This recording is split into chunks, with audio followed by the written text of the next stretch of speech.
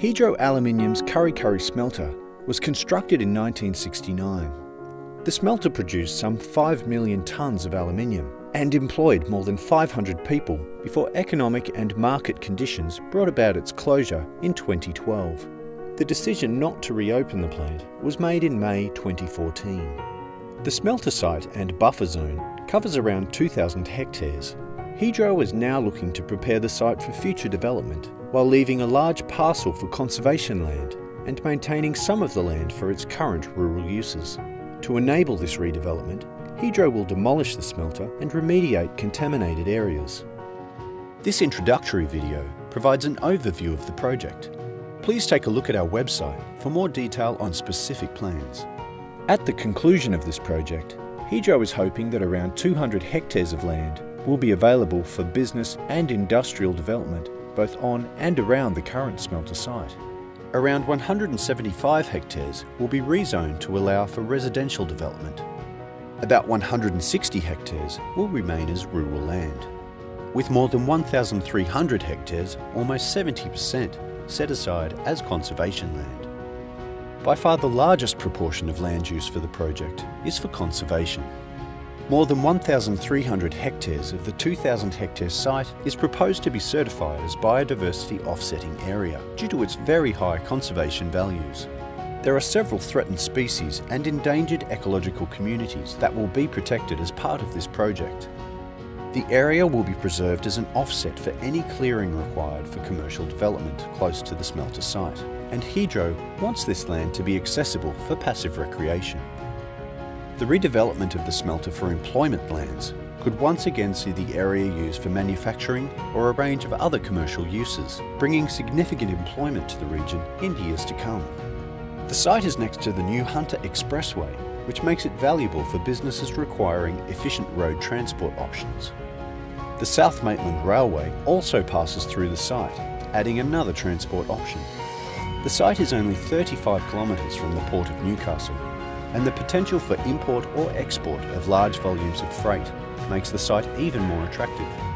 The availability of a skilled workforce and established infrastructure both add to the potential for the site. Hydro proposes that around 160 hectares of land could be available for business and industrial use, and that around 180 hectares could be rezoned to allow for residential development. The southern area would be at Loxford, north of Kurri Kurri, a central area near the current Cliffley residential developments, and a northern area near Gilliston Heights. Current concepts for the residential areas include more than 14 hectares of open space and a half-hectare site set aside for a neighbourhood centre. To enable the industrial and residential development to proceed, Hydro will remediate areas where contamination is identified. Full environmental assessment of the land has shown that the vast majority of it is in great shape. There are a few small areas that require cleanup. Spent pot lining is a byproduct from the smelting of aluminium, and this was historically stockpiled along with a variety of other waste material near the smelter. The stockpiling of material commenced in the 1970s and late 80s, and in the early 90s, capping with clay was approved to prevent rainwater from entering the stockpile. Hydro is still not satisfied that this stockpile is of a high enough standard and is proposing to include its contents with all other waste material that can't be reused or recycled. More recently, spent pot lining had been stored in sheds, and some has been reprocessed for use off-site. Spent pot lining has to be managed carefully as it is classified as a hazardous material and it can leach toxic chemicals when exposed to water. Working closely with environmental specialists, Hydro has gone through a process of identifying various options for dealing with this contaminated material and has assessed each potential option against a range of criteria.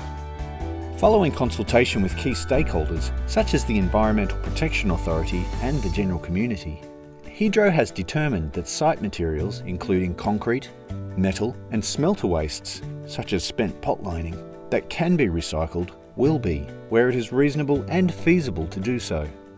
For all unrecyclable material, the option that best fits all the criteria, and so the one put forward by Hydro, is to build a state-of-the-art, highly engineered containment cell on site. Our proposed option is to bring all of the waste material that can't be recycled from each area for placement in the containment cell. The containment cell design is still being researched as we are looking to use the best available technology. Basically, the design of the cell would be like this. Layers of clay, high-density plastic, sand and rock are placed with filter fabric in between to form a barrier that stops water from entering the cell and stops any leachate from leaving the cell, except through a designed drainage layer that allows the leachate to be collected and treated. The rock layer on top stops animals from burrowing into the cell, and topsoil above allows grasses to grow, which binds the surface together and helps remove moisture. A gas collection layer has vents inserted, and this prevents gases from building up inside. The whole containment cell is planned to be constructed in an area where the ground is made of clay. This means that below the cell itself is around 3 to 4 meters of clay, with rock below that. We believe this is a very secure concept design. However, we are looking at world's best practice and for ways to make this cell even more secure. The cell would take up only around 6 hectares out of 2,000, so is a relatively small part of the site and a very small part of the overall project. Importantly, the remediation of the site is the first step to enable all of the other development to take place, including setting up the conservation area, preparation for business and industrial redevelopment, and preparing for residential development. The demolition and remediation will require Hydro to spend tens of millions of dollars over the next 5 years. Over the next 20 years, economic activity is expected to be generated through redevelopment of the site. Development of the business and industrial area, with an expected capital investment of around $300 million, could create up to 30,000 direct and indirect jobs during construction, and when completed, around 7,000 ongoing jobs, generating more than $400 million in worker income into the economy. The expanded population in the residential areas is expected to increase the local retail spend by more than $58 million per year. Even the conservation area has the potential to generate around $1 million of regional value and ongoing conservation management jobs. For more information, please watch the separate, more detailed videos on specific aspects of the project, or look at the range of information on the website. Hydro welcomes all feedback on these proposed plans. You can provide feedback through these channels. Email community.kurri@hydro.com. Phone 1800 066 243.